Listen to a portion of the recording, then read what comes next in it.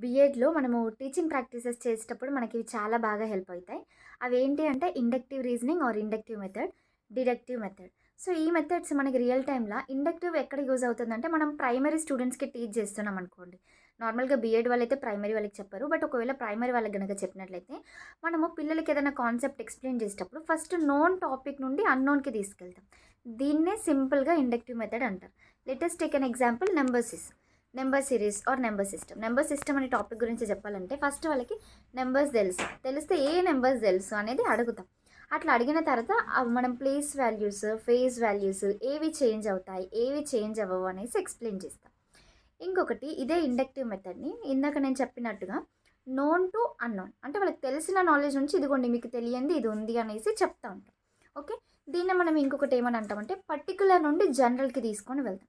ఒక particular concept నుండి మనం జనరల్‌కి రిలేట్ చేయడం అనేది చేస్తూ ఉంటాం. అండ్ ఇంకొకటి ఏంటంటే ఫస్ట్ మనం ఎగ్జాంపుల్స్ ఇస్తాం. ఆ తర్వాత కంక్లూజన్ డ్రా చేస్తాం. ఓకే. అంటే డిఫరెంట్ కైండ్స్ ఆఫ్ ఎగ్జాంపుల్స్ ఇస్తే ఏంటి పిల్లలకి బాగా అర్థమవుతది. సో, అదన్నమాట.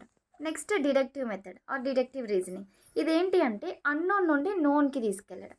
ఎగ్జాంపుల్ మనము జియోమెట్రీ తీసుకుందాం. సో, జియోమెట్రీలో ఒక టాపిక్ ఎక్స్‌ప్లెయిన్ చేయాలంటే ఫస్ట్ రూల్స్ చెప్తాం. బేటా ఇది ఇట్లా చేయాలి, ఈ లైన్ ఇట్లా డ్రా చేయాలి, యాంగిల్స్ ఇట్లా కన్‌స్ట్రక్ట్ చేయాలి అనేసి. సో, ఇక్కడేంటి ఫస్ట్ వాళ్ళకి రూల్స్ చెప్తా ఉంటాం ఎట్లా చేయాలి అని. ఆ తర్వాత కంక్లూడ్ చేసిస్తాం. ఓకే.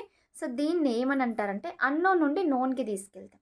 ఓకే. అండ్ ఇంకొకటి జనరల్‌గా చెప్పాలంటే జనరల్ నుండి ఒక పర్టిక్యులర్ దానికి వెళ్ళిపోతా ఉంటాం. అండ్ ఆల్సో దీన్ని మనం అబ్స్ట్రాక్ట్ అంటే ఏంటి? మనం ఇమాజిన్ చేసుకునేది. సో, ఆ ఇమాజినేషన్ నుంచి కాంక్రీట్‌కి తీసుకొనొస్తాం. Okay. So, these are the 2 methods. మొన్న రీసెంట్‌గా జరిగిన టెట్ ఎగ్జామినేషన్‌లో డిడక్టివ్ మెథడ్ మీద క్వెషన్ వచ్చింది. ఈ 2 మెథడ్స్ కూడా చాలా చాలా ఇంపార్టెంట్. Thank you.